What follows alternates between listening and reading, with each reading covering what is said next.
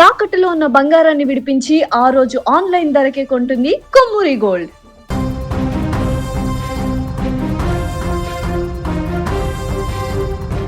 గత కొన్ని రోజులుగా చుక్కలను తాకిన పసిడి ధరలు ఇప్పుడు ఒక్కసారిగా నేల చూపులు చూస్తున్నాయి. అంతర్జాతీయ మార్కెట్లో చోటు చేసుకుంటున్న పరిణామాలు, ముఖ్యంగా అమెరికా, చైనా దేశాల మధ్య నెలకొన్న వాణిజ్య ఉద్రిక్తతలు కొంతమేర సద్దుమణగడంతో బులియన్ మార్కెట్పై ఆ ప్రభావం స్పష్టంగా కనిపిస్తోంది. దీనికి తోడు స్టాక్ మార్కెట్లలో ఇన్వెస్టర్ల లాభాల స్వీకరణకు మొగ్గు చూపడం కూడా ఇప్పుడు పసిడి ధరలు తగ్గడానికి ప్రధాన కారణంగా మారింది.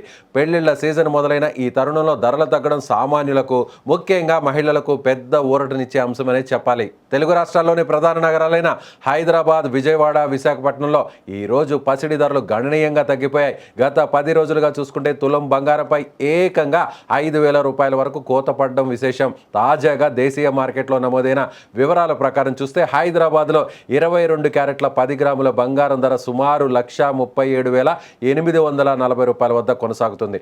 అదేవిధంగా అత్యంత స్వచ్ఛమైన 24 క్యారెట్ల బంగారం 10 గ్రాముల ధర 1,50,370 రూపాయల వద్ద ట్రేడ్ అవుతోంది.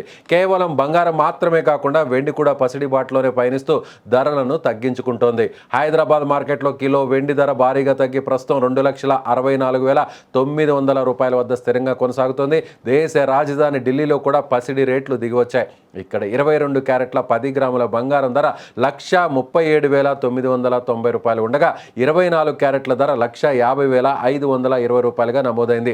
ముంబై, బెంగళూరు వంటి మెట్రో నగరాల్లో కూడా ఇవే ధరలు దాదాపుగా అమలవుతున్నాయి. అయితే చెన్నైలో మాత్రం ఇతర నగరాలతో పోలిస్తే పసిడి ధరలు స్వల్పంగా ఎక్కువగా ఉన్నాయి.